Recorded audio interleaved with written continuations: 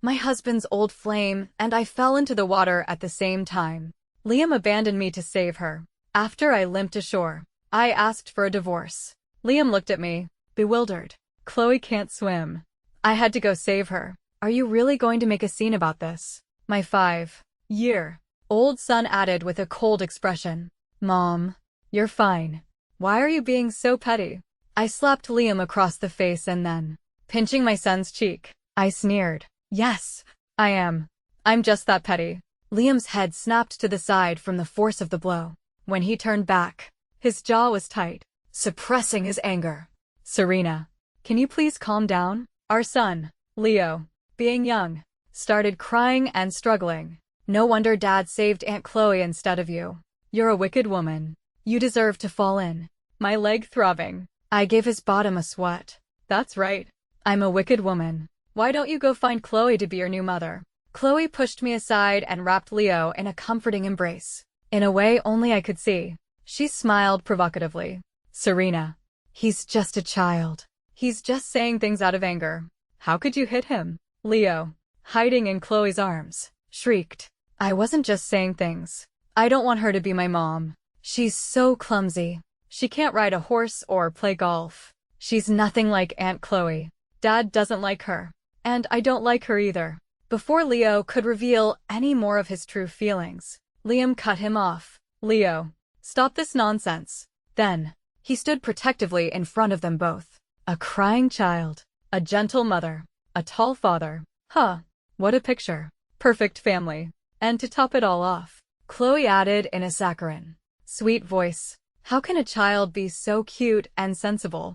If it were me, I wouldn't have the heart to lay a hand on him. You're such a cruel mother. I curled my lips and stared at her coldly. Say one more word, and see if the next slap lands on your face. Chloe's smile froze instantly. I scoffed, leaving the scumbag, the homewrecker, and that little brat on the beach. I turned and walked away. The next day, I handed Liam the divorce papers. He frowned, pushed up the gold-rimmed glasses on his nose, and looked exhausted. If you take this too far, it won't be easy to clean up. I'm not taking it too far.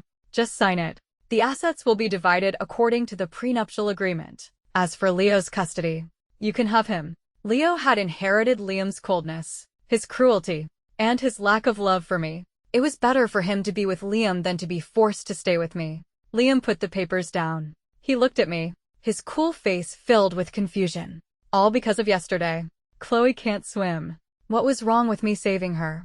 You were fine. Is it really worth divorcing over? He reprimanded me with the events of yesterday, as if he were in the right, as long as I hadn't died in the water. He was justified. Yesterday, Liam and I had taken Leo to the beach. In the middle of the day, Liam left for a while, and in that short time, he brought Chloe back with him. He said he had run into her on the road and, seeing her all alone, had brought her along. My face fell. Leo, who was usually quiet and only ever clung to me, rushed into Chloe's arms with a look of pure joy. Aunt Chloe, it's only been a day, but I've missed you so much. It was in that moment that I realized Liam and Chloe had been in contact all along, and that Liam had even taken Leo to see her more than once. When I looked at Liam, he looked uneasy and quickly tried to explain. I ran into Chloe a few times when I was picking Leo up from school. His flimsy excuse made my heart sink. Later, a large wave crashed onto the shore, and both Chloe and I were swept into the water. The tide wasn't high, and the wave wasn't strong enough to pull anyone out to sea. It was like a test of his true feelings. It forced Liam to choose between me and Chloe. He forgot I was his wife. He forgot about the leg injury I had sustained while saving him. Without a moment's hesitation, he abandoned me and chose to save her. And now he was asking me if it was worth it. Of course, it was. He and Leo could choose not to love me, but I could not choose not to love myself. I looked him straight in the eye and asked, word for word, and what if I wasn't fine? What if I couldn't have dragged my lame leg out of the water? Liam, the only reason I can stand here and ask for a divorce is because I am still alive. Liam's mouth opened, his words faster than his thoughts. But you are still Ollie. He stopped himself, realizing his mistake. He looked away, flustered, and took a deep breath. He was pretending to reason with me, but his words were a threat. But if you leave me, you have no parents, nowhere else to go. What will you do? I smiled and pushed the agreement forward. That's none of your business. Just sign it. Consider it repayment for me saving your life. Liam was a proud man. He hated it when I used that to pressure him. He was also certain I would never leave our son. He thought I was just throwing a tantrum. When I mentioned saving his life, his face turned ashen. He said coldly, "All you ever talk about is saving my life. Fine. A divorce it is. But after we're divorced, I won't agree to a reconciliation so easily. You can go out and reflect on your actions for a while." Later, I got the divorce certificate as I wished. I went back to the house we had lived in for 7 years to pack my things. The house was large, filled with many things, but only a few small items truly belonged to me. I looked around at all the objects, some expensive, some exquisite. Finally, I went to the attic and retrieved my easel, which was the only thing that was truly mine. I slung it on my back and walked out of the villa. At the gate, I saw Leo standing on the second floor balcony. His lips were pressed together, his small face an icy mask. He just stood there, watching me. He probably hoped I would come over and comfort him, as I always did, kiss him, apologize to him. I paused and looked back at him. Finally, I sighed and said softly, "Eat well, sleep well. Mommy won't be around anymore. You have to take care of yourself." Leo's eyes reddened. He turned his head and snorted. "If you're going to go, then go. Aunt Chloe will take care of me. I don't need you." I paused, saying nothing more. Under the setting sun, I left the villa with my easel on my back. Leo hadn't always been like this. Before Chloe returned, he was a sweet, loving child. When other kids made fun of him because I couldn't ride a horse or play golf, he would always defend me with a serious face. So what if she can't? As my mom, all that matters is that she loves me. Until Chloe returned to the country, and Liam took him to see her a few times, he became a different person. He, who had only ever loved me, started to be ashamed of my humble origins and didn't want me to pick him up from school. When his friends came over, he would tell me to go out and hide. Even when I cried on the anniversary of my parents' death, he would coldly criticize me for not being elegant. Thinking back now, he and Liam were truly father and son. They liked the same people and disliked the same people. They liked Chloe, and they disliked me. After I realized Liam didn't love me, I couldn't sleep. I couldn't tolerate betrayal, but I couldn't bear to leave Leo. But his dislike for me made my reluctance a joke. The road out of the villa complex wasn't long, but it took me 7 years to walk it. Walking under the evening glow, I was lost in thought, remembering the past. 15 years ago, my father died saving Liam's father. My mother died of a broken heart. As a young girl, I was taken in by the Hayes family. Liam was their only son, a proud and arrogant young master. But as a boy, he was very good to me. So good that I fell in love with him, until he fell in love with Chloe. Then, I buried my feelings deep inside. Even after he and Chloe broke up, I never dared to dream of being with him again. But after I saved him in an accident, he started to pursue me. With the support of his parents, he began to court me. He was the boy I had loved for so many years. I couldn't be cold to him. Finally, after his persistent pursuit, we got together. We married, had Leo. I thought we would be together forever. Chloe's return shattered my dream. 3 months ago, I went to pick him up after he'd been drinking. Outside the private room, I heard his friends mention Chloe. "Chloe's back. What are your thoughts?" He rested his head on his hand, swirling the wine in his glass, a helpless smile on his lips. "What is there to think? I'm already married," his friends teased. "But what if you weren't? You two were so in love. You almost died for her." Liam gave a bitter smile. "What nonsense are you talking about?" "Oh, I forgot. Your wife saved you, and now she has a limp. Right. For that, you can't betray her." The bitter smile on Liam's lips was enough to sting my eyes, to make me afraid to go in. It was then that I knew he had never loved me. He only felt guilty. I had been trapped by his lies for 7 years. Fortunately, it wasn't too late. Under the evening glow, I would find my freedom again. I checked into the hotel I had found earlier. That night, I received a call from Liam's parents. They didn't know we were divorced yet. They asked when I would bring Leo over for dinner. Remembering his father's high blood pressure, I swallowed the words about our divorce. I just shook my head and said I had been busy. After hanging up, I sent Liam a message. Your parents just called and asked when I'm coming over for dinner.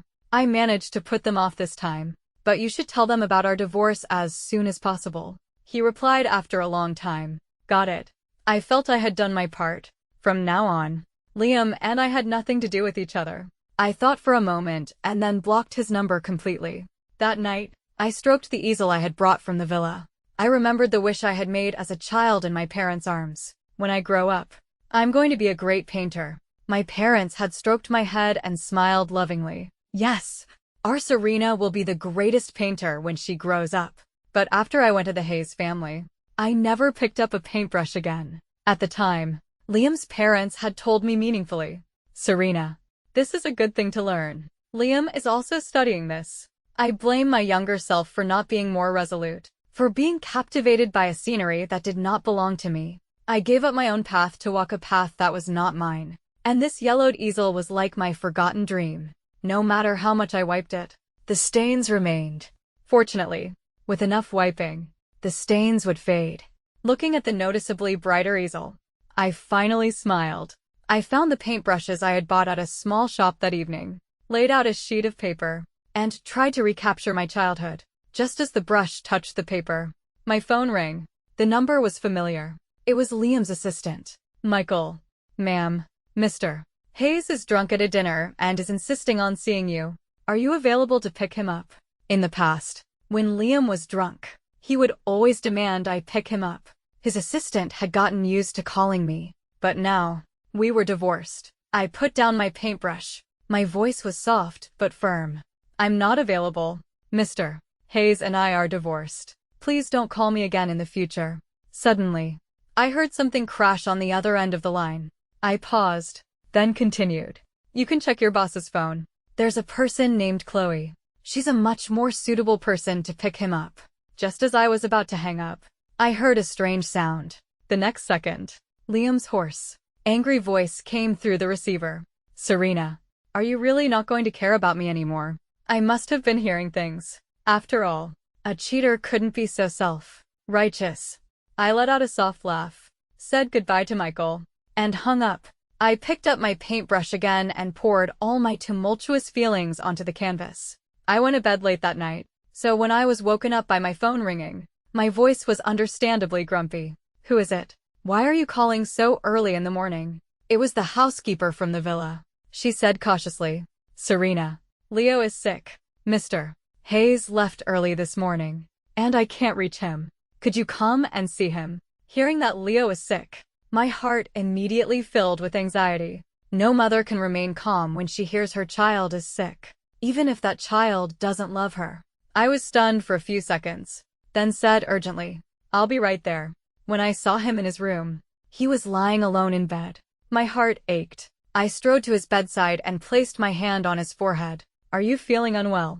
When Leo saw me, his eyes reddened, and a look of grievance flashed across his face. But the next second, he slapped my hand away. He pulled the covers over his head and mumbled, You already left. Why did you come back? You shouldn't have come back. Leo rarely got sick. Seeing him so vulnerable, my recently hardened heart softened. I sat on the edge of the bed and gently pulled the covers down so he could breathe. I saw his flushed little face and his red, swollen eyes filled with tears. I froze, and a wave of regret washed over me. He was only 5. What did he know? His dislike for me and his closeness to Chloe were all influenced by Liam. He was a blank slate. How he turned out was determined by the people around him. Why was I holding a grudge against a 5-year-old? The more I thought about it, the more I felt I had wronged him. My voice choked with emotion. Leo, Mommy's sorry. I shouldn't have left you. I shouldn't have abandoned you here. Yes, I couldn't leave Leo with Liam. He was so young. There was still a chance to set things right. The more I thought about it, the more determined I became. I leaned over and hugged him. Leo, come with Mommy. Okay, I'll renegotiate your custody with Daddy. I could feel his hesitation. He even nuzzled his head into my embrace. It was as if the sweet, loving Leo had returned. He lingered in my arms for a long time before saying in a muffled voice, Don't even think about it. You won't get custody of me. I stroked his head comfortingly. Mommy will trade my share of the assets for you. Leo pushed me away, his red-rimmed eyes meeting mine. He spoke with the most innocent voice, yet his words were the most cruel. Mommy, don't be naive. With Daddy, I'll have Aunt Chloe to take care of me, luxury cars to ride in, and I'll go to a prestigious school. But with you, you can't give me anything. Besides, Daddy won't give me to you. With me, you won't even be able to leave this house. I was silent for a moment, the words caught in my throat. Mommy will try her best to negotiate with your father. Leo's small face was set in a cold expression as he cut off my weak struggles. Mommy, I won't go with you. And you're not a good fit for the Hayes family. You should have stepped aside when Aunt Chloe came back. You can go now. I don't want to see you again. My mom will be Aunt Chloe from now on. I had heard these words before, but they still hurt. I looked at the child I had carried for 10 months. My eyes filled with tears. He turned his head away and pointed to the door with his little finger. Get out. I don't want to see you again. I didn't move. I just looked at him. The next second, the cup by his bed was thrown at my feet. With a crash, a flying piece of porcelain cut my ankle, and a thin line of blood appeared. The sharp sting in my ankle made me feel like the regret I had felt upon entering the room was a joke. He wasn't just influenced by Liam. He was born cold-blooded and unfeeling. And he didn't like me. I took 2 steps back and turned to leave his room. As I stepped out, I couldn't help but look back and say, Leo, when Mommy leaves this time, I'm really not coming back. The sound of another cup shattering was his reply. I wiped away my tears and left without looking back. On my way out, I ran into the housekeeper. She looked at me with concern, then glanced towards Leo's room. Did Leo make you angry again? I shook my head and said in a low voice, I'm the one who made him angry. And Auntie, please don't call me about him anymore. He doesn't want to see me. With that, I strode away, leaving the housekeeper behind. From a distance, I thought I heard her say, how could that child not love you? He calls your name in his dreams. I wiped away another tear and shook my head. Impossible. He had told me again and again that he didn't need me. On the way back, looking at the familiar scenery, I suddenly felt that this city was terrifyingly strange. My phone kept vibrating. It was an unknown number. When I answered, it was Liam's voice. Serena, Leo is sick. Why didn't you stay with him? I sneered, a wave of hatred washing over me. Liam, this is all as you wished. Leo doesn't want me as his mother anymore. You must be very proud of yourself. Liam tried to explain, his voice urgent. I didn't mean it like that. I just wanted him not to hate Chloe. I lost control and screamed. So you chose to have him hate me, is that it? Serena, I didn't mean that. I wanted Leo to accept Chloe so that you wouldn't be so hostile towards her. I let out a cold laugh and cut him off. Liam, tell me, why should I accept Chloe, a woman who broke up my marriage? Liam was silent for a long time, so long that I lost the desire to argue with him. I hung up and looked out at the passing trees. I suddenly didn't want to be in the city anymore. I clutched my phone and said to the driver, Sir, do you take long-distance fares? I want to go to Havenwood. That was my parents' hometown. I miss them. I submitted my resignation, went back to the hotel to get my luggage, and headed to Havenwood. I admit I am a coward. I was afraid that I wouldn't be able to stay strong, that I would eventually compromise for Leo and be trapped in that hopeless abyss. After all, as a young girl, I had given up my paintbrush for a secret crush, and I hadn't picked it up again for more than 10 years. Sometimes, when I felt melancholic, I would take out my easel and wipe it, wondering if I should start again. But every time, I was defeated by my busy work and Leo's constant calls of, Mommy. Now that I was divorced, those shackles were gone, and I felt reborn. Perhaps I should thank Leo. If he had been more attached, I would probably still be struggling in that abyss. Everything now is for the best. I would take my easel and, in Havenwood, slowly rediscover the person I was as a young girl. I rented a small cottage in Havenwood and began my solitary journey. Life was vibrant, like the colors in an oil painting, brilliant and free. I spent my days with my easel and my nights curled up with a book.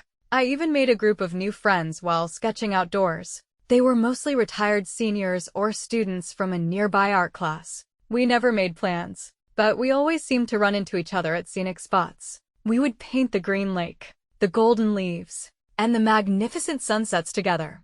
At first, I wasn't very good. Whenever someone passed by, I would try to hide my work. I was afraid of being laughed at. But after painting for a while, I was no longer afraid. People are always making mistakes. Making a mistake isn't scary. What's scary is not having the courage to start over. So no matter how unconventional my paintings were, I could confidently set up my easel and make corrections. Today's autumn lake scene was no exception. When I first finished it, I wasn't satisfied. The colors weren't bright enough. There was a lack of contrast, and the different elements of the scene felt disconnected. But I didn't give up on it. I took my paintbrush and, stroke by stroke, tried to transform it into the scene I envisioned. It wasn't until sunset that I finally put down my brush, rubbing my sore back with a sense of relief. I looked at the painting and finally smiled with satisfaction. Finally finished. It's really good. Much better than your previous work. At first, I thought this girl had messed up her painting. I was afraid she'd get shy and hide it like she used to. So I didn't dare to look. But it turned out so well. I looked up. A group of seniors had gathered around me without my noticing. They were commenting on my painting. They were acknowledging my progress, teasing me about my initial shyness, and encouraging me to keep trying. And I, surrounded by them, smiled. So what if I made a mistake? The brush in my hand would not stop. It would always follow my heart's desire and transform my work into what I wanted it to be. Even if it was difficult, even if the final result wasn't perfect, I was always moving forward, in the direction I wanted to go. My life was the same. Autumn in Havenwood is short. In the blink of an eye, snowflakes were falling. It was so cold that everyone went out to sketch less often. I started painting at home for my own amusement. To track my progress, I started a faceless live stream while I painted. I often talked to myself during the stream. This color doesn't seem right. I should use this one. Yes, that's much better. The composition is more harmonious. Hey, the contrast in this one is good too. I'm a genius. After streaming for a while, I had accumulated a few hundred followers. They would often come to my stream to chat with me and listen to me talk to myself. Two usernames were particularly familiar. One was Stardust, and the other was Babe. Stardust was one of my first followers. Babe came about a month after I started. The reason I recognized them was that they loved to give me gifts, and nothing I said could stop them. They were my top two supporters, and they seemed to know each other, often arguing in the chat. Stardust was very paternalistic, always offering his critiques of my paintings while praising them. Babe was much sweeter, always telling me my paintings were wonderful, even when I made a mistake. So, Babe was often annoyed by Stardust's critiques.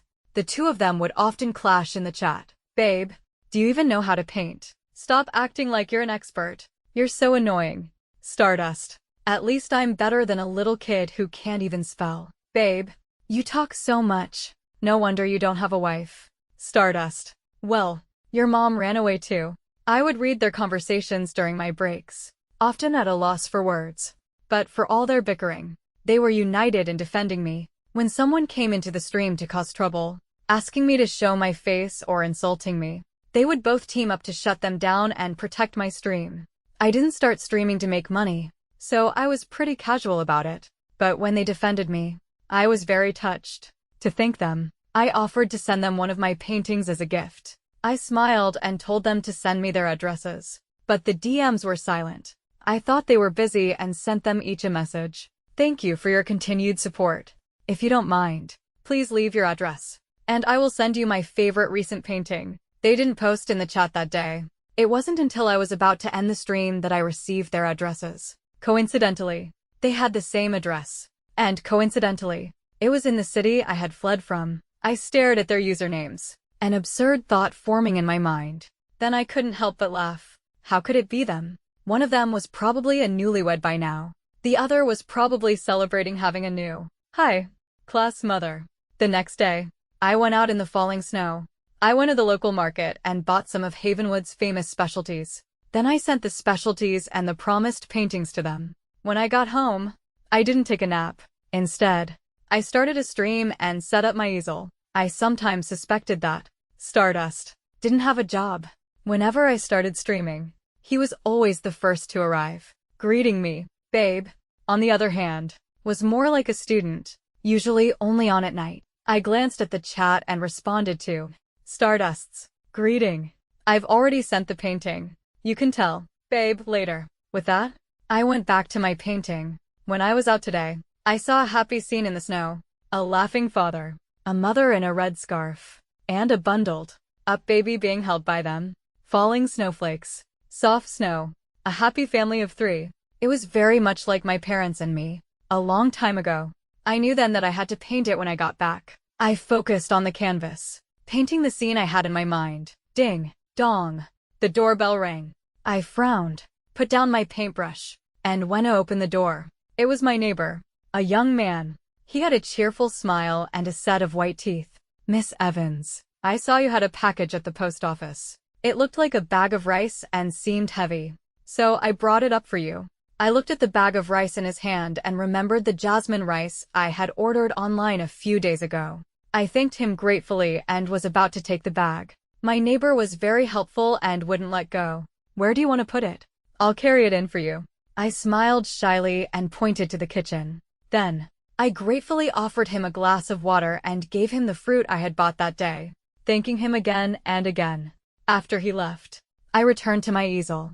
As my eyes swept across the screen, I saw a flood of messages from Stardust. Is there a man in your house? Who is he? What is he doing there? What is his relationship to you? I checked my DMs and saw that he had sent me many more, all in a demanding tone. The last one was, Serena, answer me. Who is he? I blinked. I was now certain of his identity. Stardust was indeed Liam. And, babe, must be Leo. I didn't answer his questions. I just ended the stream. I didn't understand what they were trying to do. Surely they hadn't realized how good they had it with me after I left. If so, they were pathetic. For the next few days, I didn't stream. And I was glad I hadn't used a specific address when I sent the paintings. If they were crazy enough to try to find me, it would take them a while. But I didn't expect to see them so soon. After being cooped up at home for a few days, I decided to go out for a walk. When I opened the door, I saw Liam. He was holding Leo's hand. The two of them stood there, staring at me. I poured Leo a glass of hot water and sat down across from Liam. I looked at him coldly as he surveyed the room. Why are you here? Leo sat on the sofa, holding the glass, his face a cold mask. The look on both their faces made me want to laugh. After confirming there were no other men in the house, Liam's frown softened. He looked at me, his voice gentle. Serena, long time no see. How are you? I frowned. Cut the crap. Leo's winter break is coming up. He wanted to see you. Leo was my son, whether he liked me or not. I had a responsibility to care for him as a minor. I turned to him and asked softly, do you want to stay here with me? Leo took a sip of water and shook his head, his face still set. No. Dad made me come. I let out a bitter laugh and then looked at Liam sarcastically. Don't use the child as an excuse. Liam's expression soured. His voice was sharp. Leo, you will speak properly. I was tired of watching him scold the child. I cut him off with a sneer.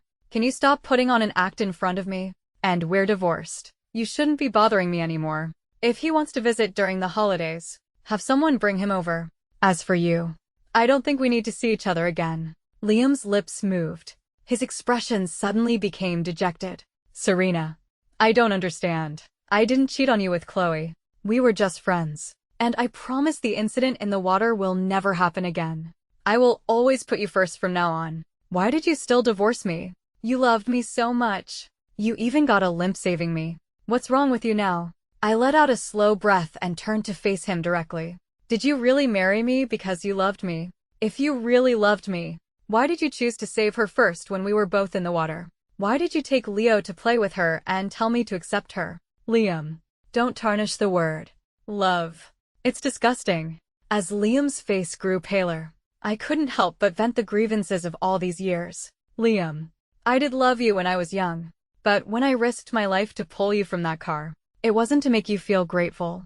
I would have done the same for a stranger. But what did you do? Liam, you didn't love me, yet you pretended to, out of guilt. Did you think you were compensating me? Did you feel like you were the victim? My parents always taught me to be a kind person. But you know what? When I found out you pursued me and married me out of guilt, I deeply regretted ever saving you. Liam stared at me, his eyes bloodshot. No, that's not it. I do love you. I just realized it too late. I took a deep breath and pointed to the door. That has nothing to do with me anymore. Please stop bothering me. Leo was the first to leave. Before he walked out, he gave me a long, deep look. My heart stirred, and I called out to him, Leo, do you want to stay here for a few days? His eyes were clearly filled with longing, but he still refused decisively. No, I don't stay in such small houses. His cold words made the longing I had seen in his eyes feel like a delusion. After they left, I leaned against the door and sighed, my feelings a complicated mess. If Leo had stayed, I would have inevitably been entangled with Liam again. If it weren't for his repeated cruelty, I would have been trapped forever.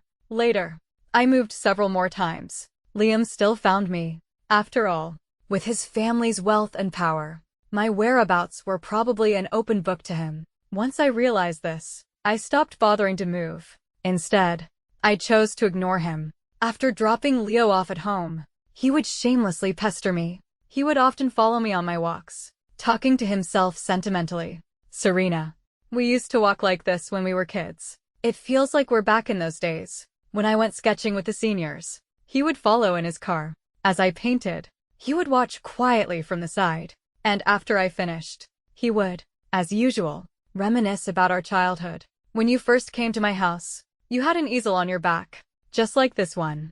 I thought you loved to paint, but I never saw you paint again. I never thought that after all these years, you would pick it up again. The seniors would giggle behind my back and ask, Serena, is that your boyfriend? I would shake my head and say seriously, no, he's my ex-husband. We're divorced. He's harassing me. Then I would tell them the whole story of our divorce. The seniors were indignant. The next time Liam followed me to a sketching session, they teamed up to keep him away from me. They were openly hostile towards him, their dislike written all over their faces. Touched, I told them not to bother. He'll be leaving soon. There's no need for this. Besides, I've already let it go. I was right. Liam left soon after, called away by company business. Before he left, he looked at me seriously and made a promise. I'll be back as soon as I'm done with this. I love you.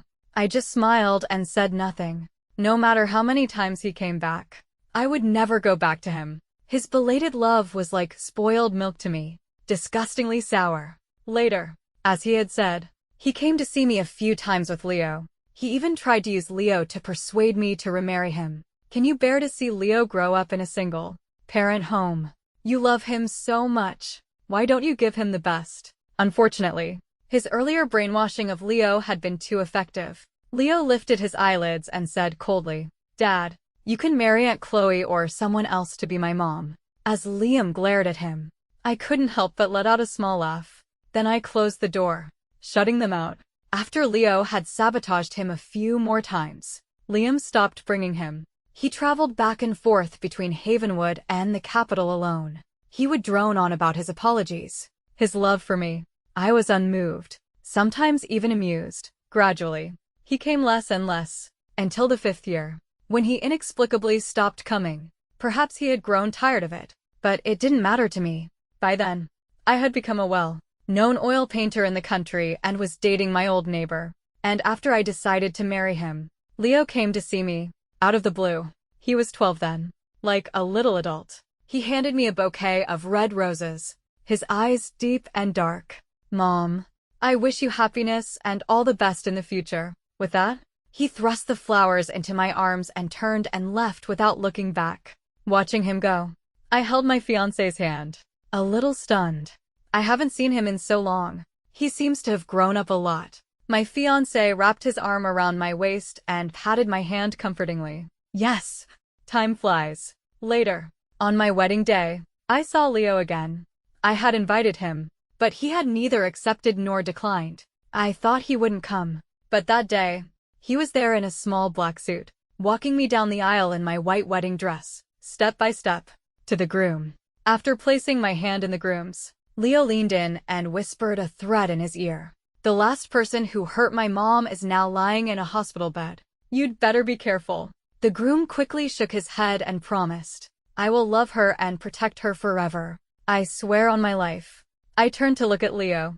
His face was stern, his eyes red, rimmed as he fiercely warned others not to bully me. Tears welled up in my eyes. Perhaps Leo hadn't truly disliked me back then. After all, at 5 years old, he had loved me very much. Perhaps his love was a form of letting go.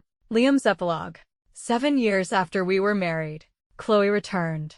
I admit, I was shaken. She was, after all, the love of my youth. A love that had been all-consuming. But I never thought of leaving Serena.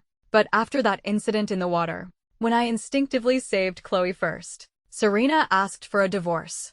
I panicked for a moment. But then I remembered she had nowhere else to go. And I relaxed. She had loved me for so many years. She would never leave me. Besides, there was Leo. He was her beloved son. After he was born, even I had to take a back seat. So I was sure she was just angry and would get over it. She would never leave me and Leo.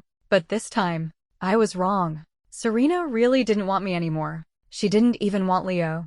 I got drunk and called her, asking her to pick me up. I thought that after a few days, she would have cooled down. She would take this as an olive branch and come get me. But she didn't. She kept repeating that we were divorced. I suddenly felt a sense of panic, as if things were spiraling out of my control. That night, I went home, dejected. In the living room, I saw Leo playing with the Rubik's Cube Serena had bought him. When he saw me, he lifted his eyelids, gave me a cold look, and then looked back down.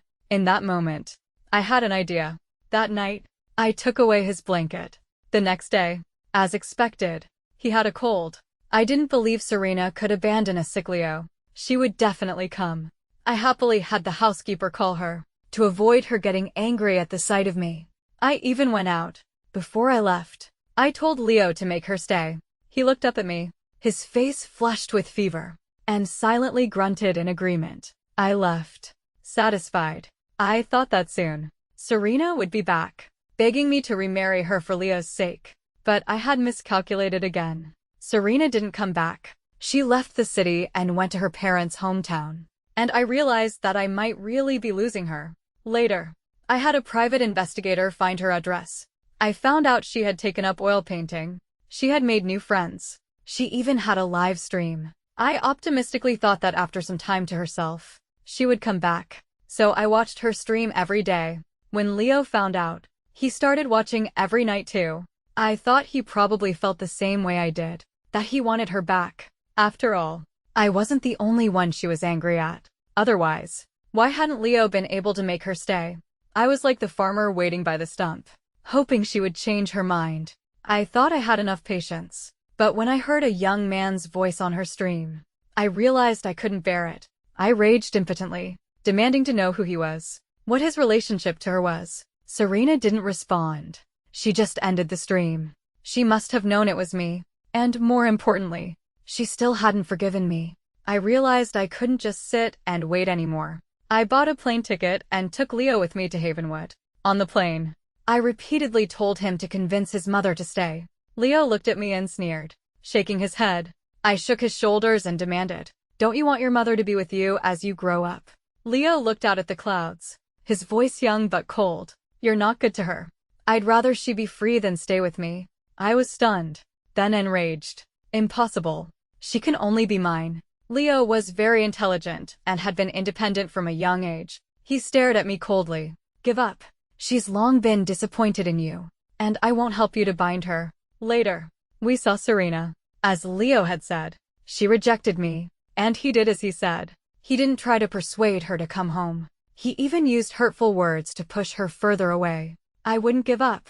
I pestered her relentlessly, but she treated me as if I were invisible. Until the 5th year after our divorce, I couldn't pester her anymore. I was very sick. Leo stood by my bed and sneered, telling me I deserved it. I struggled to sit up, staring at him for a long time. "Did you deliberately make her angry back then, so she would have no attachment to our family?" Leo was only 10, but he was very mature. He glanced at me coldly, his voice thin.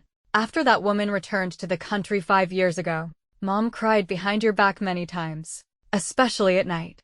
After she put me to bed, she would hold me and cry. She wanted a divorce, but she couldn't bear to leave me. because she knew you wouldn't give her custody. She struggled for a long time and became very haggard. I love her so much. Since she wanted to leave, I let her go without any burden. You're right. I did it on purpose. But didn't it all start with you? Looking at his mature face, I was stunned for a long time.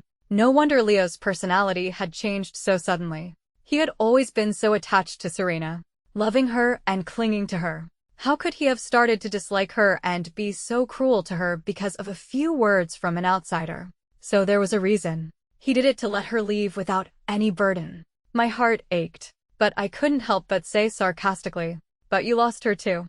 Leo suddenly gave a sweet smile, the one he only ever showed to Serena.